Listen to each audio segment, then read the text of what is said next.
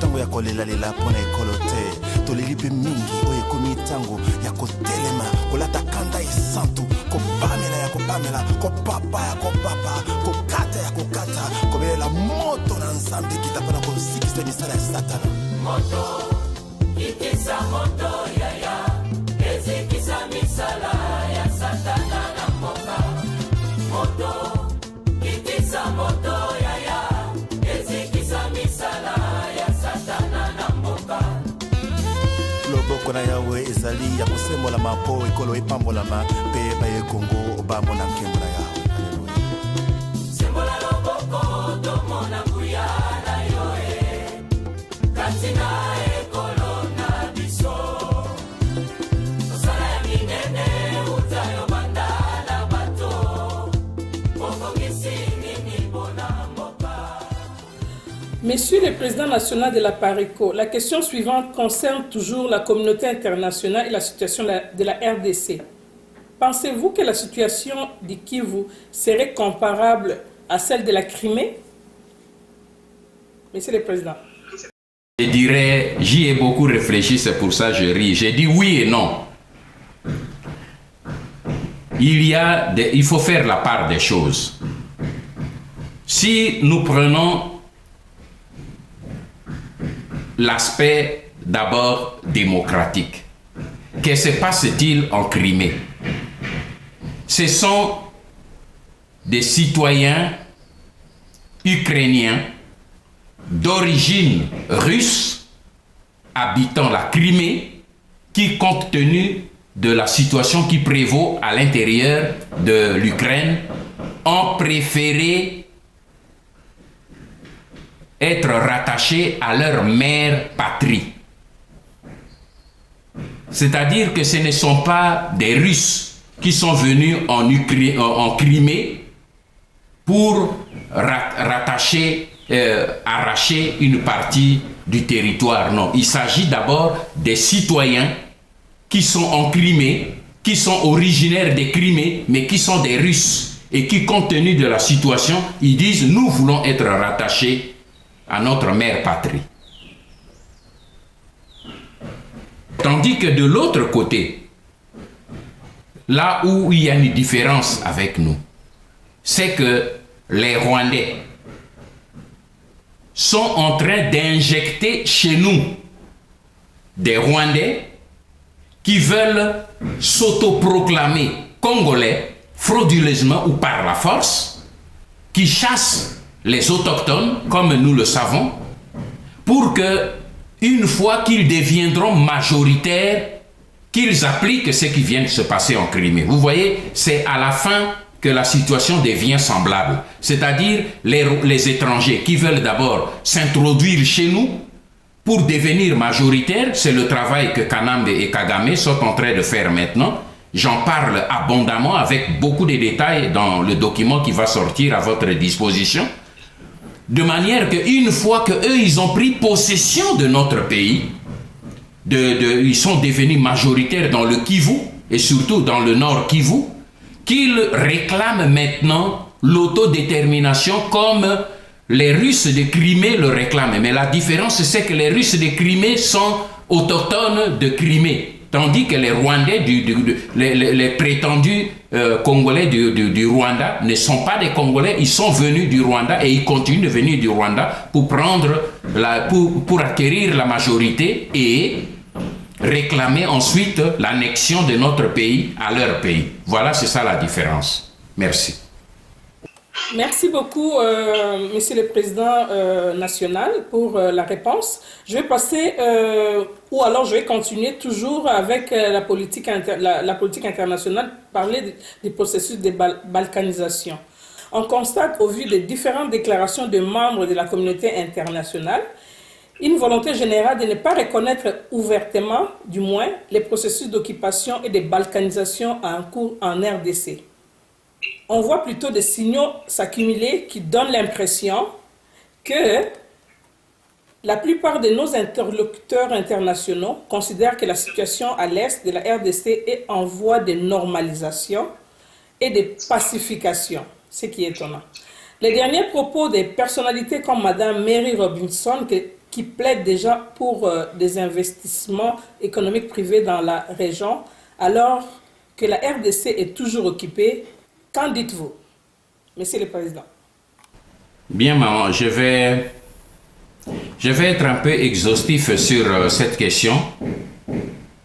Et je suis désolé de le redire plusieurs fois. J'ai consacré beaucoup de temps ces derniers mois à cette étude-là pour vous montrer que ce problème de la balkanisation, ce n'est pas une vue de l'esprit. C'est un danger réel et permanent tant que nous n'avons pas libéré notre pays. Et même quand nous aurons libéré notre pays, sachez, madame, que ce problème demeurera. Donc nous devrons y faire face. Pourquoi? Parce que le problème est de la balkanisation de la RDC. Beaucoup de gens prennent ça à la légère. Moi, je ne prends pas ce problème à la légère. Parce que j'étudie ce problème depuis que je suis à la tête des services de renseignement dans mon pays. J'ai étudié ce problème, j'en ai fait face lorsque j'ai été moi-même ministre de la Défense. Et aujourd'hui, en tant que responsable qui gère le combat pour la libération du pays, j'y ai consacré beaucoup de temps.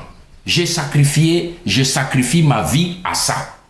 Je ne fais pas autre chose. J'ai tout arrêté de mes activités privées parce que ce combat est grand et dangereux. Si nous ne le prenons pas au sérieux, nous perdrons notre pays. À cette phase, je peux simplement vous dire ceci. Le projet de la balkanisation de notre pays, ce n'est pas une affaire du Rwanda seulement et de l'Ouganda. C'est une affaire internationale, c'est un complot international. Il faut que nous, Congolais, nous puissions prendre conscience de cela. Je vous fournirai des éléments détaillés dans le livre qui sortira dans quelques semaines. C'est un élément fondamental que nous allons, avec mon jeune frère, que nous sommes en train de faire pour le travail, un travail en fond. C'est un jeune homme qui travaille à fond. Vous verrez les éléments que nous allons vous sortir ensemble. Nous avons mené des enquêtes.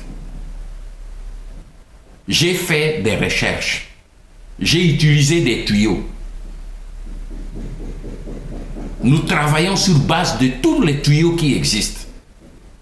Mais je peux vous dire simplement en ce qui concerne ce problème de la balkanisation. Vous savez que ce problème-là, par exemple, déjà au niveau de l'OUA, en 1900, dans les années 90, 95, 97, l'ancien secrétaire général de l'OUA, le Tanzanien Salim Ahmed Salim, vous savez que les think tanks américains lui avait déjà confié la mission de préparer les thèses pour remettre en question les frontières de la RDC. Vous savez que cet homme-là avait chargé un professeur américain d'origine africaine, vous verrez son nom et les détails, pour mener cette étude afin que lui puisse le présenter aux chefs d'État africains pour les convaincre à abolir les dispositions de l'article 1er de l'OUA concernant l'intangibilité des frontières héritées de la colonisation. Savez-vous qu'un think tank américain a déjà préparé tout un dossier pour démontrer avec les Rwandais, avec les Tutsis rwandais, la thèse selon laquelle la configuration actuelle de la RDC est un gâchis pour l'Afrique et pour le monde, que ce Congo est trop grand pour les Congolais. Ne vous rappelez-vous pas qu'un chef d'État africain a tenu dans son discours de vœux au corps diplomatique les mêmes propos pour dire que notre pays était trop vaste et qu'à côté de nous, il y avait un pays exigu avec une démographie accrue et qu'à côté, il y avait un pays trop grand avec une gestion décousue et qu'il fallait qu'on fasse la répartition des richesses. Ça, ce n'est pas Ngbanda qui l'a dit. Vous savez qu'à ce chef d'État africain, j'avais immédiatement sorti une lettre ouverte pour lui répondre.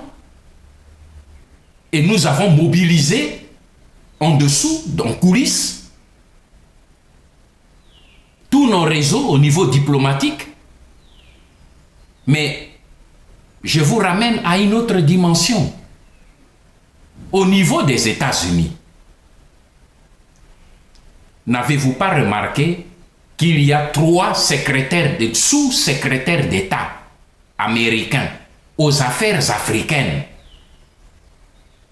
Herman Cohen, Susan Rice, Johnny Carson, tous sous-secrétaires d'État aux affaires africaines, c'est-à-dire les patrons qui traitent les dossiers du Zaïre au département d'État. Tous les 3 ont pris position pour la révision, la balkanisation de notre pays. Vous croyez que c'est un fait du hasard, mes frères? Et je ne vais pas compter tous les autres cas. Mais je me limite à ces cas-là pour que nous puissions comprendre que le danger de la balkanisation est réel. Quand vous avez 3 sous-secrétaires d'État successifs qui parlent et qui prennent position pour la balkanisation du pays. Quand un homme comme Herman Cohen dit « Mais je suis surpris de votre discours à vous les Congolais parce que pour nous, au département d'État, le Kivu fait déjà partie du Rwanda. Même si se rétracte après. » Vous allez vous dire « Ah oui, c'est vrai, c'était un lapsus. » Vous croyez que c'est à ce niveau-là qu'il y a lapsus? Et Johnny Carson, il a fait aussi le lapsus.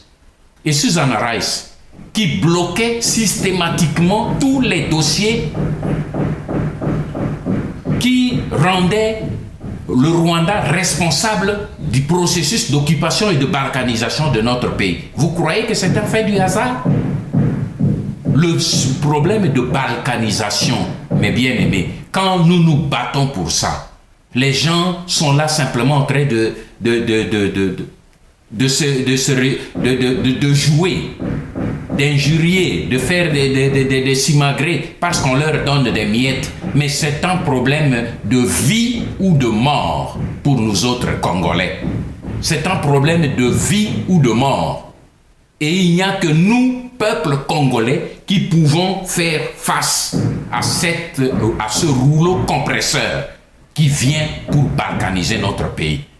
Maman Moseka, tout ce que Mary Robinson, pour qu'elle soit nommée là où elle est, ce sont des think tanks américains, ce sont des lobbies américains qui doivent désigner ces gens.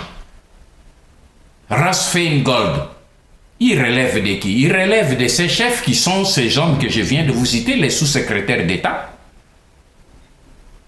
Tous ces gens-là, quand ils font un pas en avant, un pas en arrière, un pas en avant, un pas en arrière, ils sont en train de nous tester pour voir quel est notre degré de résistance. Et quand ils sentent une forte résistance, ils font semblant. Ils disent, tenons leur discours pour les endormir. Quand les Mary Robinson disent que maintenant l'investissement et tout, mais posez-lui la question, ce qui cause avec lui. Que faites-vous de la présence rwandaise en République démocratique du Congo, du pillage en République démocratique du Congo? Que faites-vous du premier Rwandais qui est à la tête des institutions en République démocratique du Congo? Voilà les vrais problèmes. Nous les Congolais, nous ne devons pas nous laisser distraire, mais malheureusement, maman ONU britannique, maman Moseka, malheureusement, le danger pour le combat que nous menons ne vient pas de l'extérieur, le danger vient de l'intérieur. On a corrompu beaucoup de Congolais, de manière que le danger ne viendra pas de la communauté internationale, le danger viendra de l'intérieur.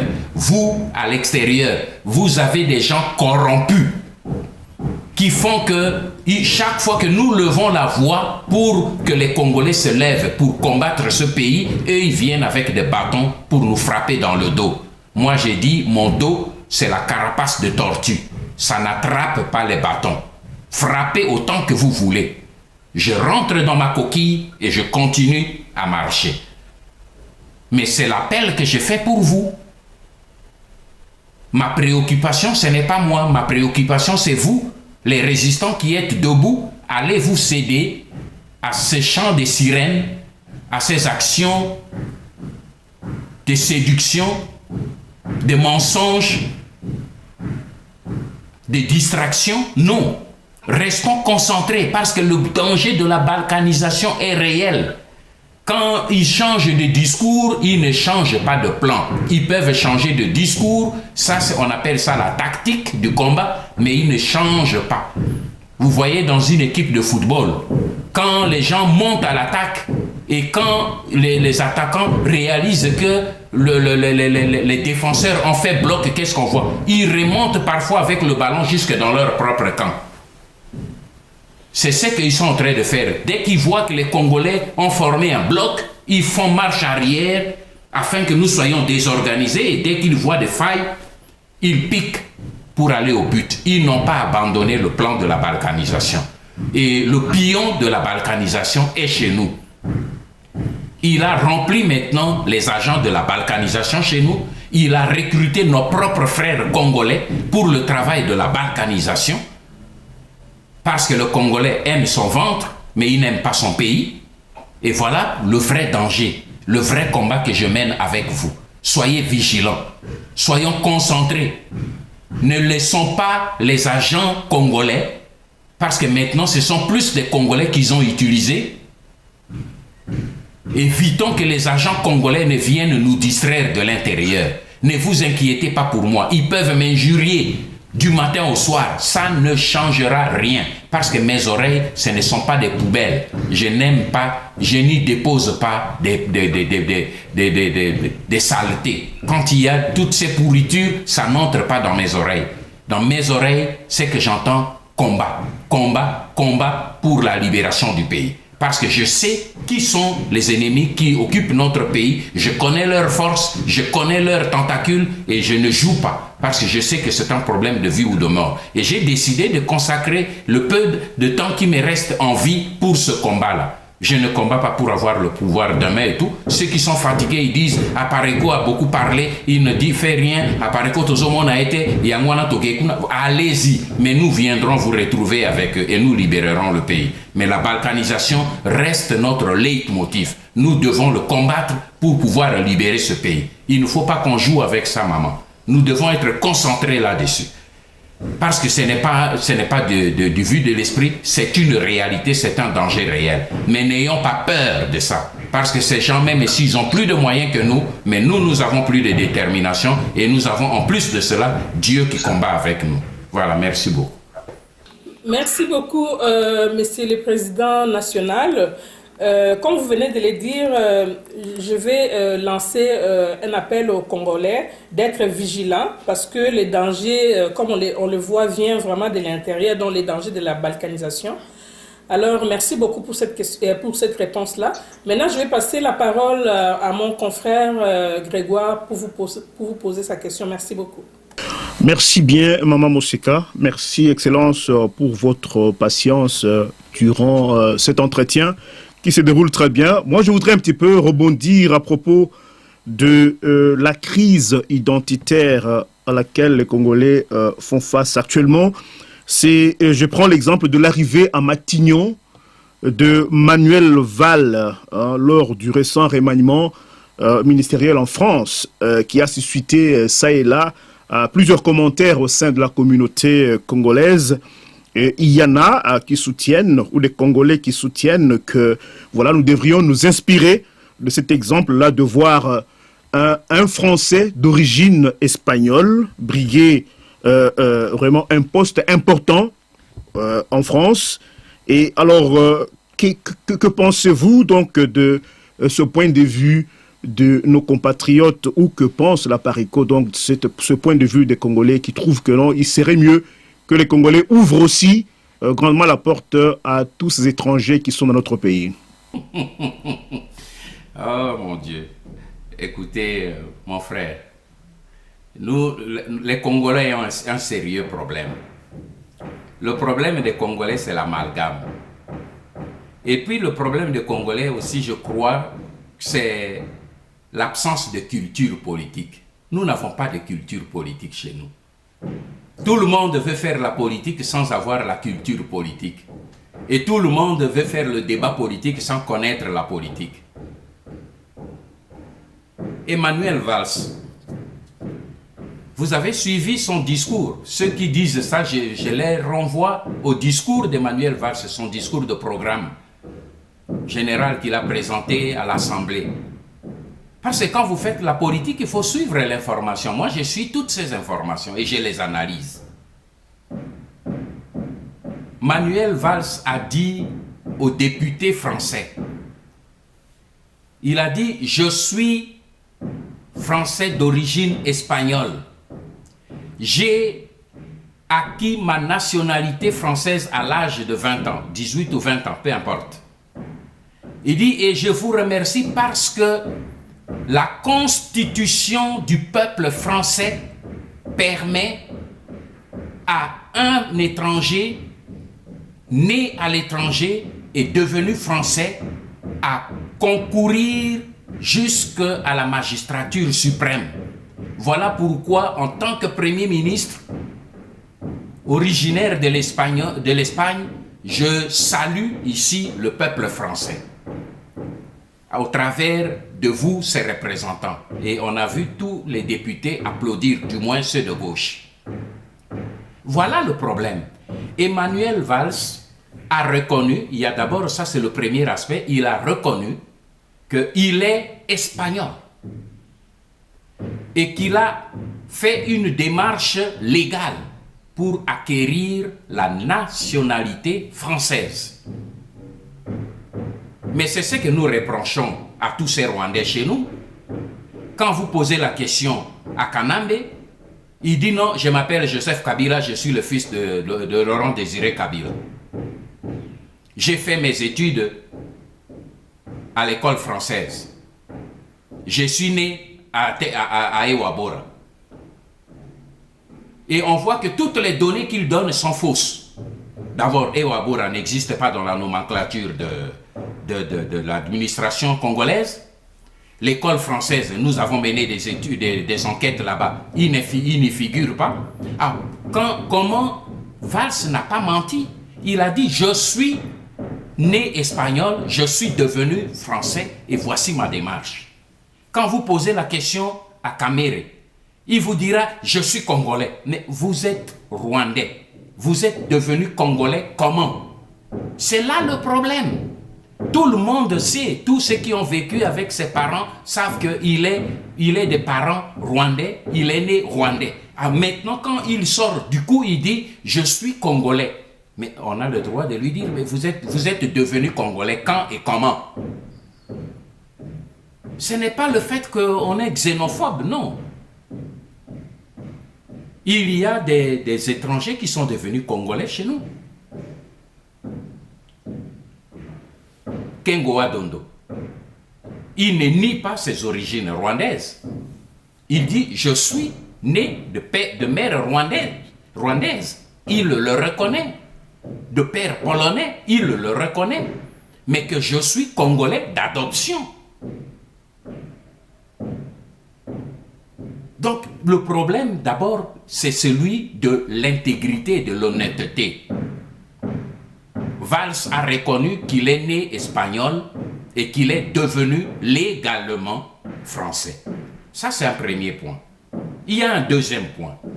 Valls a dit je vous remercie parce que la constitution de ce pays permet à un étranger devenu français d'adoption de briguer le suffrage jusqu'au sommet. C'est pour ça que j'aime ce pays. Moi, j'ai retenu ces phrases. Parce que c'est la constitution de la France qui permet à Valls de devenir Premier ministre et même président de la République.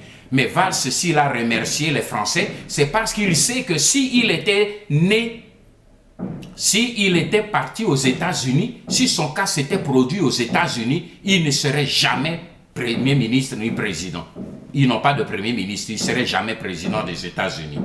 Pourquoi? Parce que la Constitution des États-Unis fixe les conditions pour briguer à la magistrature suprême. C'est pour cette raison que j'avais dit une fois ici dans vos antennes que Kengoa Dondo est rwandais d'origine. Mais notre constitution, la leur, toutes nos constitutions antérieures exigent que pour concourir à la magistrature suprême, il faut être né.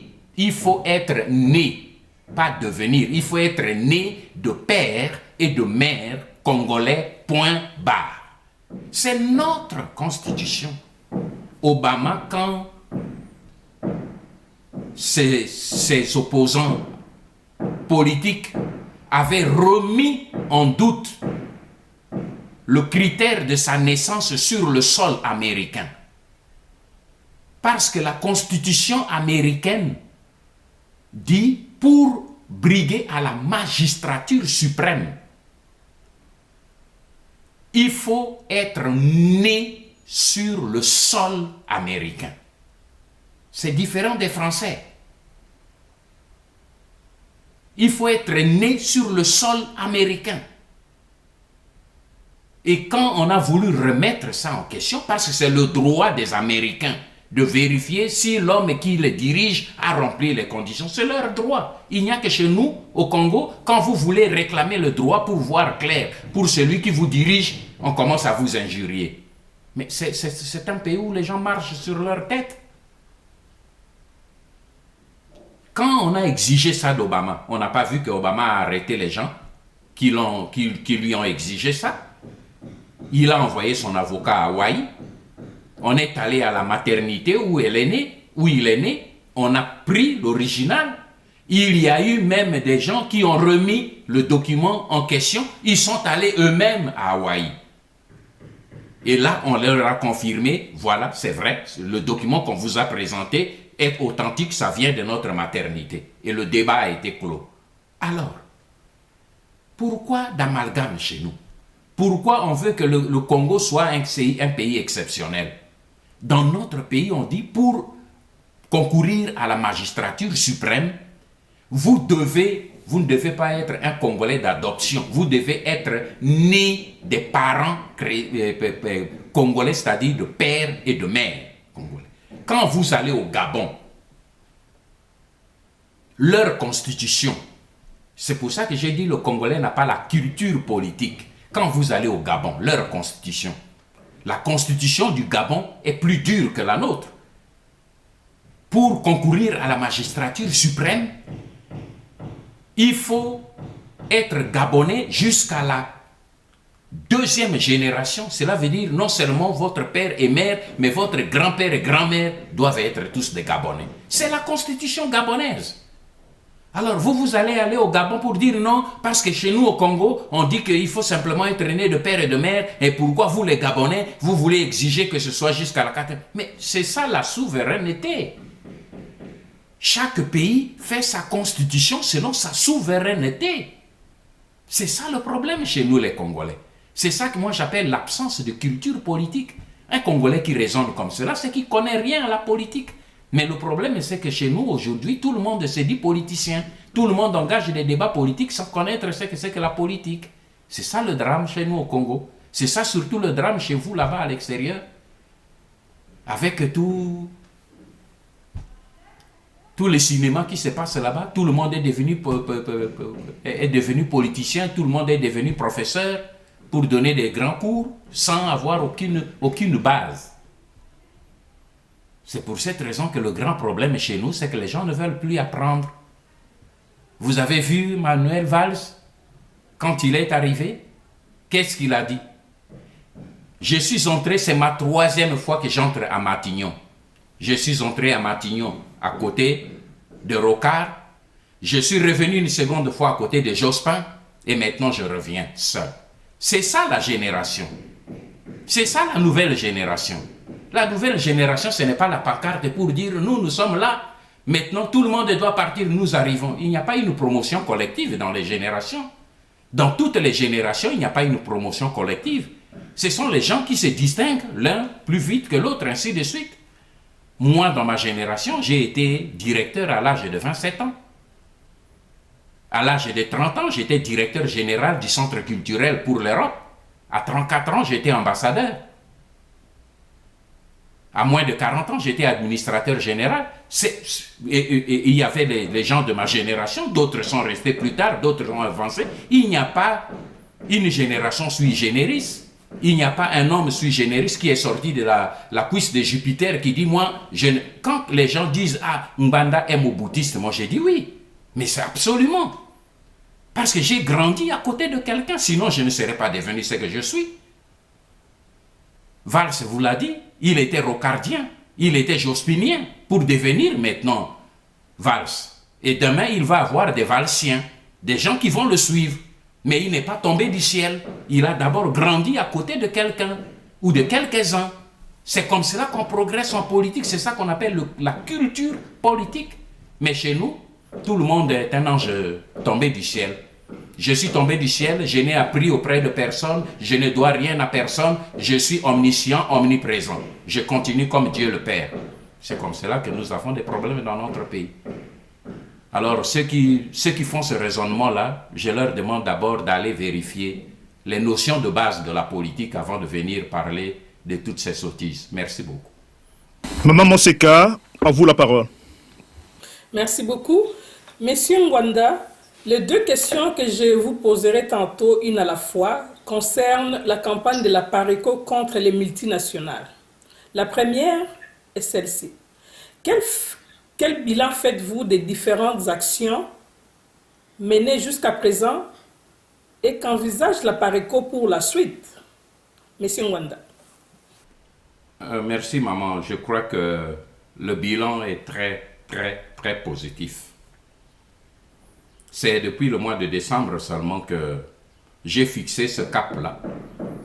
Et je crois qu'avec l'action que nous avons entreprise avec vous, surtout parce que c'est ça, ce que j'ai dit, ce n'est pas un homme qui fait l'action. Si l'appel que j'avais lancé, vous ne l'aviez pas pris en main, on ne serait nulle part. Mais c'est grâce à la réaction que vous avez eue et les actions qui ont été menées.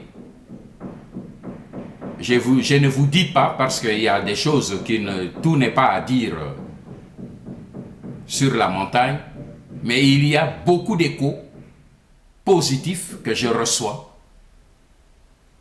de la part de ces gens qui sont secoués. Il n'y a pas que... Ce n'est pas tout le monde qui ne nous aime pas. Il y en a qui nous aiment. Et les actions que vous menez touchent maintenant les citoyens européens, là où vous êtes. C'est ça le grand avantage. Et comme vous êtes dans les pays de démocratie, les dirigeants des pays où vous êtes ne craignent que l'opinion de leur peuple.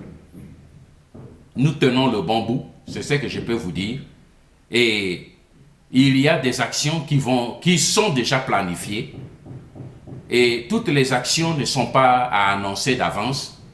Mais il y a une action que vous savez qui va se passer prochainement dans la bourse de Londres.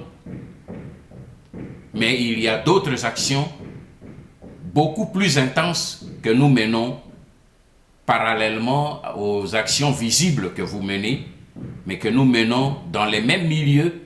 Et vos actions visibles viennent donner plus d'efficacité et plus de crédibilité à la diplomatie secrète que nous menons. Et je dois vous dire que les effets sont au-delà. Déjà, avec 4 mois seulement, d'activité, c'est au-delà de toute espérance. Parce que les gens réagissent. Et d'autres n'étaient pas au courant. Et qui commencent maintenant à chercher à s'informer. Et c'est ça l'avantage. Donc je peux dire, nous sommes dans le bon, poursuivons. Il y aura des actions qui seront annoncées, il y aura des actions qui ne seront pas annoncées, mais dont on en verra les effets dans les jours à venir. Merci. Merci beaucoup. La deuxième question qui concerne toujours la campagne de la PARECO contre les multinationales est la suivante. Avez-vous un message particulier à adresser à la communauté internationale? Monsieur Ngwanda. J'ai dit malheureusement non.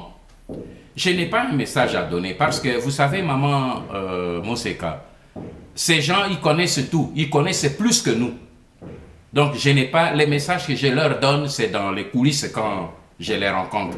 Et le vrai message, c'est celui que vous leur donnez au travers des actions que vous menez. Mais quant aux autres messages, c'est le combat que nous devons mener. Ils savent, parce que beaucoup suivront, j'ai fait cette interview en français pour eux aussi. Donc tout ce que j'ai dit, pour eux, c'est un message. Ils savent que nous savons. Et c'est déjà beaucoup. Quand ils savent que nous savons, ça c'est important. Ce qui est plus important, c'est de demeurer debout et de nous battre. Mais quant un message à leur donner, je ne donne pas le message parce qu'ils connaissent toute la vérité sur ce qui se passe chez nous et ils le connaissent même mieux que nous. Merci, maman. Merci beaucoup. Pas de message particulier à adresser à la communauté internationale. Grégoire, à vous la parole. Merci. Merci beaucoup. Pas de message particulier à adresser à la communauté internationale. Grégoire, à vous la parole. Merci bien, Maman Moseka. Excellence, on tend petit à petit vers la fin de notre entretien d'aujourd'hui, mais c'est un petit peu d'aborder le chapitre de la résistance patriotique congolaise. Et, vous avez peut-être évoqué ces concepts presque au début de notre entretien, mais revenons-y. Résistants, opposants et combattants. Donc, où en est la résistance congolaise et que pensez-vous des actions que mènent vos jeunes frères et sœurs que vous-même vous avez mis debout, Excellence? Je peux vous dire une chose avec certitude. Nous allons gagner la bataille que nous menons. Laissez les prophètes des malheurs chanter comme ils chantent.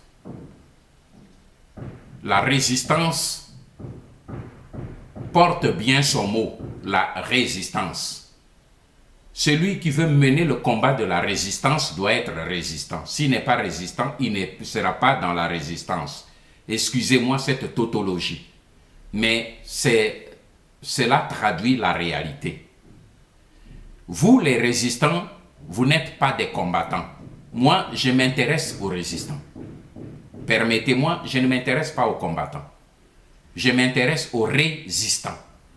Vous qui êtes résistants, je vous ai dit la dernière fois que je suis passé, identifiez-vous. Identifiez-vous. C'est un sérieux problème. Parce que il y a des gens qui utilisent des mots, mais qui ne les comprennent pas. C'est pour ça que j'ai dit tout à l'heure, nous parlons la langue de Molière, donnant à cette langue la signification que leur donnent les propriétaires de cette langue. Au cas contraire, parlons alors le Lingala, le Swahili, le Kikongo ou le Chiluba. Mais parce que nous utilisons le mot résistant, c'est un mot français, ce n'est pas un mot congolais, donnons-lui le contenu que donnent les Français à ce mot. On ne peut pas venir dire aujourd'hui que je suis résistant, et puis demain, je me bats pour la vérité des urnes, et puis demain, je suis candidat à la magistrature suprême. Il y a là un problème de sémantique. Le résistant, c'est celui qui rejette le système d'occupation, qui se bat pour libérer le pays, et après, il deviendra un démocrate combattant à l'intérieur du pays. On ne combat pas l'occupation avec la démocratie. Ça ne s'est fait nulle part au monde et ce n'est pas le Congolais qui va inventer ça. C'est pour cette raison que moi, ma préoccupation, c'est l'amalgame. L'amalgame. Poto-poto. La confusion. Nous sommes en train de galvauder les concepts. Il ne faut pas galvauder les concepts qui existent. Quand on parle de résistant, c'est-à-dire quelqu'un qui a choisi de refuser tout le système. Alors quand toi tu dis « j'accepte les élections », tu n'es plus résistant parce que tu as accepté le système. Moi, je respecte ceux qui ont choisi. Je ne les condamne pas. Mais le problème, c'est que faisons la part des choses. Vous avez choisi la voie de participer, de légitimer le pouvoir qui est sur place par les élections. Allez-y. Mais respectez-nous qui avons choisi de nous battre pour libérer ce pays. Parce qu'aujourd'hui, il n'y a pas un seul Congolais qui ne reconnaît plus que le pays est occupé. Tous maintenant, nous sommes d'accord que le pays est occupé. C'est ça la grande victoire de la résistance. Au début, on ne le croyait pas. On ne nous croyait pas. Aujourd'hui, tout le monde croit, y compris les collabos. Parce qu'ils parlent de l'occupation rwandaise. Maintenant, sur le plan de la méthodologie, ils acceptent le ventre plutôt que le courage du sacrifice pour se battre. Alors, ils préfèrent rester là-bas. Nous disons, c'est votre choix. Mais pour quelle raison nous jeter la pierre si nous voulons maintenant nous battre pour libérer notre pays? Parce que nous sommes persuadés que c'est la seule voie qui reste. Et l'histoire du monde montre que face à la résistance, on n'a jamais utilisé les élections. On a toujours utilisé la force. Et la force ne veut pas dire toujours la balle. Ça fait partie de la force. Parce que les autres vont dire, ah, vous voyez, donc il dit qu'il ne va plus utiliser. Non, j'ai dit, ça fait partie, mais il n'y a pas que. Parce que le problème pour nous, les Congolais aussi, c'est le problème de compréhension. Il n'y a pas que la force, la balle. Il y a l'autre force qui est parfois plus que la balle, c'est le peuple. Voilà pourquoi je ne néglige pas et j'utilise les deux. Quand je parle, j'informe. L'information est une arme pour mettre le peuple debout. Comme le gaz lacrymogène. Pour quelqu'un qui était distrait, dès que ça explose, il est obligé de se réveiller. Donc le combat que nous menons, c'est le combat de la résistance. Éviter tout débat inutile. C'est une perte d'énergie. Ce n'est pas par ostracisme. Non. Il y a des choses. Un débat doit vous amener à un objectif. Quelqu'un qui a choisi d'aller dans la voie des élections. Et je vous ai démontré au début de notre entretien que ces élections-là, on ne peut pas résoudre le problème avec eux, sinon pas au travers d'un combat. Alors, tout ce qui peut nous distraire, nous devons mettre ça de côté et nous concentrer sur le combat, nous concentrer sur les vrais objectifs. Le sont ceux qui ont cru que le choix des élections les amèneront à un résultat, faire leur chemin. Nous les respectons, nous leur demandons simplement de respecter aussi notre choix. Parce que nous irons vers la fin. Nous irons jusqu'à la fin. Quelle que soit la durée de la nuit, le jour finira par se lever. Moi, je vous promets à vous qu'ensemble, nous irons jusqu'au bout. Et nous gagnerons. Quel que soit le temps, nous gagnerons. Nous devons nous mettre ensemble pour ça. Pour poursuivre ce combat. Voilà ce que je peux vous dire à ce niveau. Combattants, opposants, résistants, j'ai développé ça au début. Nous ne sommes ni combattants de l'opposition, nous ne sommes ni combattants de la collaboration, mais nous sommes des résistants congolais, patriotes, nous nous battons pour ça. Identifiez-vous. Parce qu'il y a maintenant beaucoup d'argent qu'on a injecté Il y en a qui le font par ignorance. Mais il y a plus ceux qui travaillent maintenant là-bas pour s'aimer la zizanie, parce qu'ils ont compris que la seule façon de démobiliser les Congolais, parce que la force dont la communauté internationale et nos ennemis ont peur, c'est l'unité des Congolais autour de ce combat de libération. Et c'est pour cette raison que ne vous étonnez pas qu'il y a maintenant beaucoup de gens. Un matin, vous vous réveillez, 3, 4, 5 messages vidéo pour combattre la résistance, pour injurier la résistance. Ne vous en étonnez pas, mais ne vous laissez pas distraire par toutes ces simagrées. Concentrons-nous vers l'objectif et nous gagnerons avec la grâce de Dieu. Voilà, merci beaucoup. Oui, nous gagnerons avec la grâce de Dieu, Excellence Monsieur le Président national. Avant que je ne revienne à ma consoeur Mamoseka, parlons toujours de l'APARECO et du Front commun des résistants congolais. Et quelle est l'évaluation que vous faites donc du travail que l'APARECO mène au sein de ce front, Excellence? Je dois d'abord vous préciser que le Front commun a été né par l'initiative d'un cadre, d'un jeune cadre de l'APARECO. Ce n'est même pas le président de l'APARECO. Un jeune cadre de l'APARECO avec mon cabinet. Un jeune cadre s'est réuni avec ses amis et il a contacté mon cabinet, la directrice de mon cabinet, et a fait la suggestion. Ils ont dit, vous, les parents, vous, les aînés, si on peut vraiment fédérer pour qu'on s'unisse pour combattre ensemble. J'ai dit, mais c'est le combat pour lequel je mène depuis le début. Si j'ai créé l'APARECO, pas un parti politique, mais une plateforme, c'est pour arriver à ça. Donc, l'idée est bonne.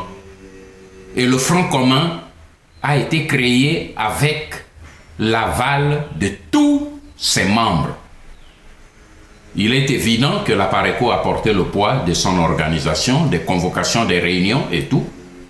Mais nous avons voulu et nous voulons que le Front commun soit l'expression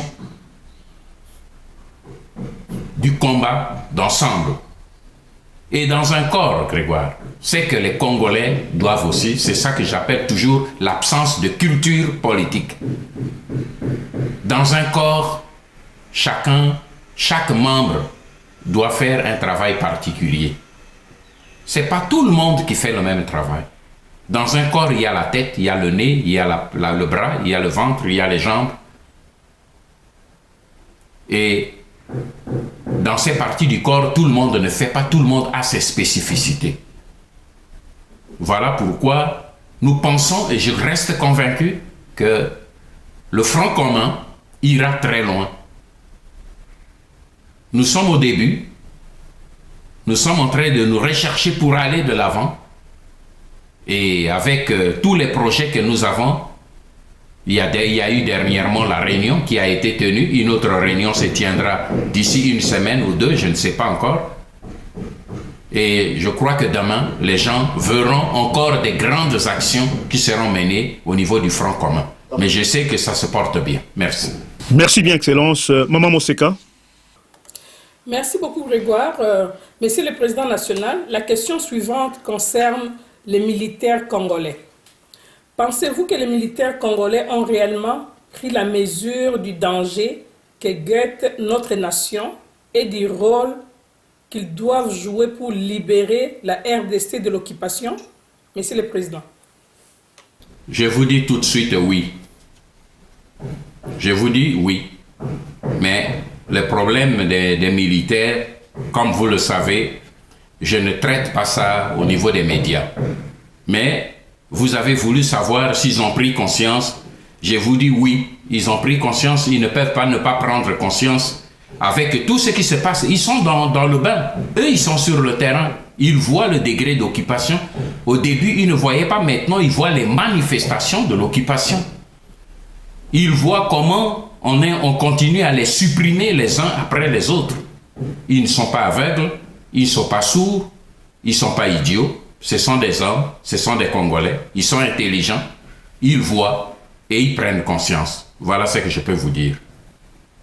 Merci beaucoup, Monsieur le Président national. Avant de passer la parole à mon confrère Grégoire, à qui je vais laisser la fin de cette émission, de clore cette conversation ou bien cet entretien, parce que moi j'avais commencé, j'aimerais que lui termine. Avant de passer à lui, donc je vais vous poser encore une dernière question avant de vous donner aussi l'opportunité de parler aux Congolais en lingala. Donc ma question est la suivante. Quel message donnez-vous aux Congolais qui sont de plus en plus nombreux à tourner leur regard vers la PARECO pour mettre fin à l'occupation et au processus de balkanisation de la RDC? Donc un message aux sympathisants. Messieurs le Président national. Je leur dis, ils sont dans la bonne direction. Je leur dis que la seule voie qui peut demain nous sortir de ce pays, de ce marasme, c'est la libération. Je ne leur demande pas d'être membres de la PARECO. S'ils le veulent, ils sont les bienvenus. Mais je leur demande de rejoindre le combat de la PARECO. Rejoindre le combat de la PARECO. J'entends beaucoup de gens, ah, vous êtes de la PARECO, comme si la PARECO était anathème. Ce sont les gens qui ont reçu l'argent pour essayer de vous effrayer pour ça. Posez-leur simplement la question, que reprochez-vous au combat de la PARECO? Parce que la PARECO a fait ses preuves. Il a réveillé le peuple congolais et si même vous êtes debout, c'est grâce à la PARECO. Alors pour quelle raison, quelle honte y a-t-il à être de la PARECO ou à participer au combat de la PARECO? C'est tout. Parce que les Congolais, ils n'ont pas le courage de leurs idées aussi. Pour dire, moi, je suis fier de partager le combat de la PARECO, comme vous êtes en train de le faire dans Bendele Maman. Je vous suis régulièrement. C'est le travail que vous devez faire. Je n'ai même pas un message en lingala aujourd'hui, parce que nous avons beaucoup parlé et je dois maintenant répondre à d'autres obligations. Je n'ai pas un message en lingala. Il y aura un moment où je vais passer le message en lingala. Mais ici, je veux simplement dire à ces gens, Boya nakati ya PARECO, boya tolanda combat ya PARECO, combat etuze komene na PARECO, ezali affaire ya Ngbanda te, ezali affaire ya Ndala te, ezali affaire ya peuple congolais. Omoni isikana lekisitan na ngai na bino wa boye. Je n'ai pas passé mon temps pour parler de quelqu'un d'autre, j'ai passé mon temps pour n'appuyer bisabino quel est le danger. J'aimerais que bato yo basé ko critiquer biso ba sale la pe bino même analyse ba ya ba bisabino bi voilà oyo Ngbanda lobi boye ezena tina te yaka tala nzela biso zola kisabino 1 2 3 na fandi kimia wa boye pendant un mois, plus d'un mois. Nazaki kozila ke na yo kapé ba ya ko pesa bino ba orientation comme cela to pousser to kende de l'avant. Mais na yo ki orientation mon côté nazo yo kaka Ngbanda mobutiste moi j'ai la ndenge na yelisibino parce que pour on a commencé que je suis, j'ai grandi à côté de quelqu'un.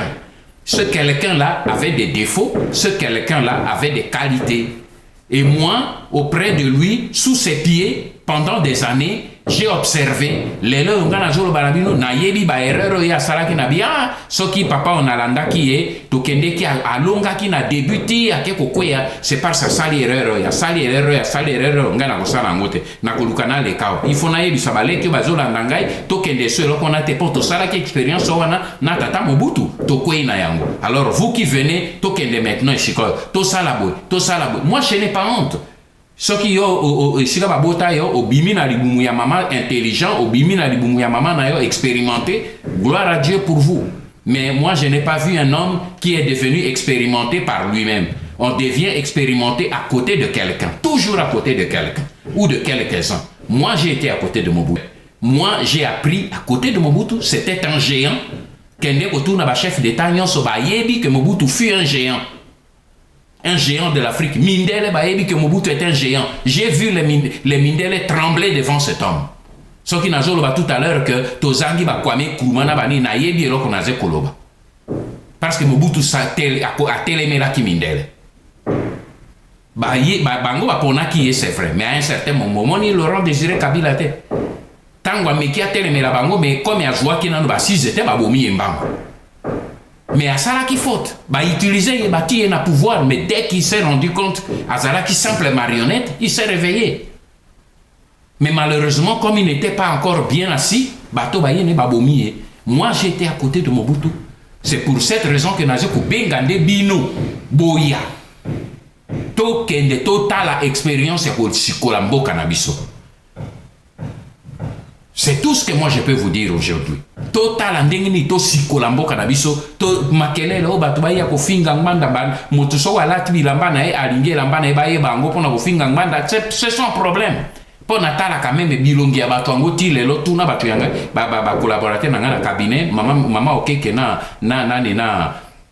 ngokul ba yebi na linga quand même batali sangena bango ndio pesanga bia il y a encore un idiot utile qui est sorti qui a dit ceci na bi OK tika ya sa biloko na commis distracteur binope bomi distraire.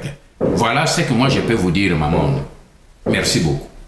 Merci beaucoup, Monsieur le Président national de l'Alliance des Patriotes pour la refondation du Congo, pour votre disponibilité. Voilà, nous sommes pratiquement arrivés à la fin de notre entretien. Je passe donc la parole à mon confrère Grégoire Watupa pour les mots de la fin. Merci beaucoup, Grégoire. Merci beaucoup, Maman Moseka. Voilà, qui commence bien, finit toujours bien. C'est par ici que nous mettons fin donc, à cet entretien très important avec le leader de la résistance patriotique congolaise, M. Noring Zambo Katumba. Au nom de tous les médias patriotiques, radio-télévision, Bendele, Radio Lobiko, Radio Polele et Congo Horizon, nous vous remercions de votre disponibilité et pour l'instant, nous disons au revoir.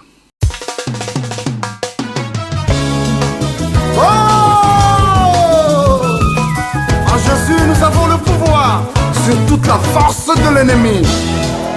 Pas de négociation avec le diable, encore moins les démons. Tango ekoki elombe atelemi banguna na ngai nyonso balati confusion posana bango ezalaka nde ngai nalimwa bizoli na ngai ezalaka nde feti na bango batielaki ngai mitambo na nzela mponga na kweya lelo machi baluki arbitrasa na ngambo na biso à nous la victoire. La makita na bango bakomi confondu. Bakomi koboma na bango elonga ya biso.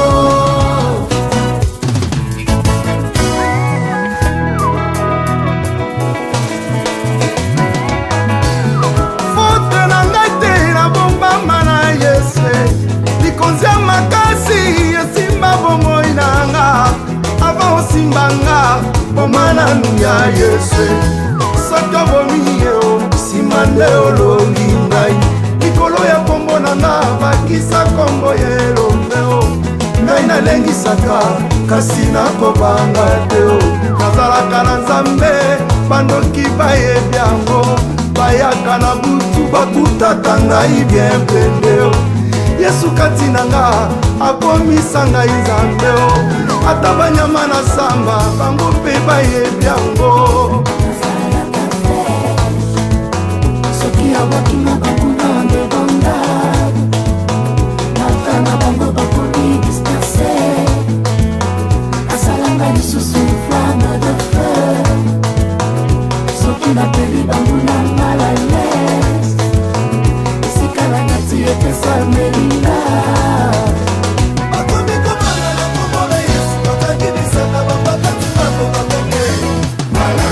bakomi kobanga na makita na bango toyekocha bango na losambo na biso totouble bango na louange ya lelo moto etumbi bango tala basili mayele basili makasi tolongi bango ana kombo na Yesu.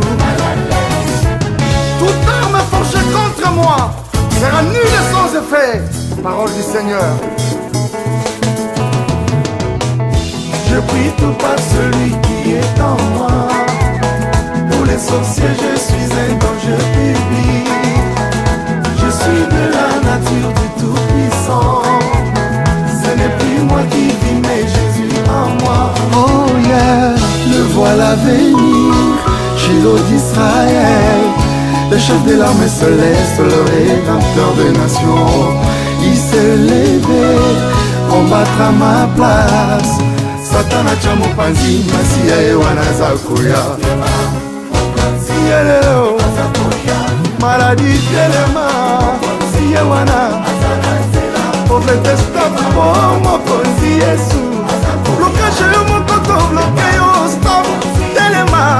Banchola banchoses bosuka wana, choselerina bino, sande fe.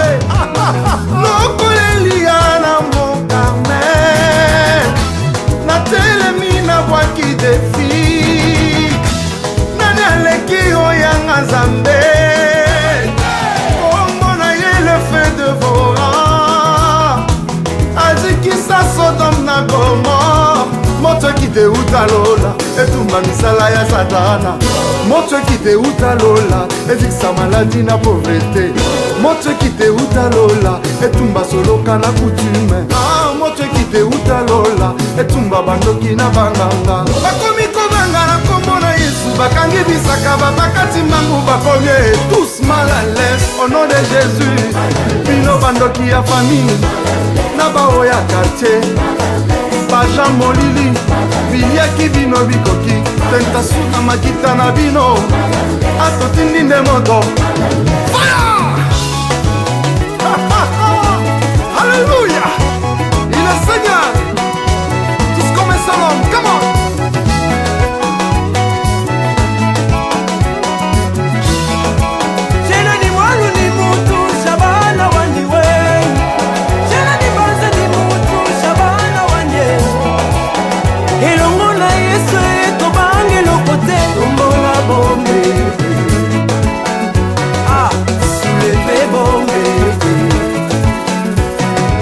Tombola bombe,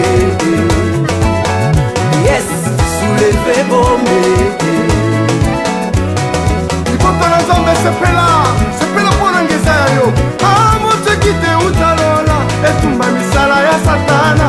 Moto kite utalola, ezikisaki ndoki na coutume. Moto kite utalola, etumba maladie na pauvreté.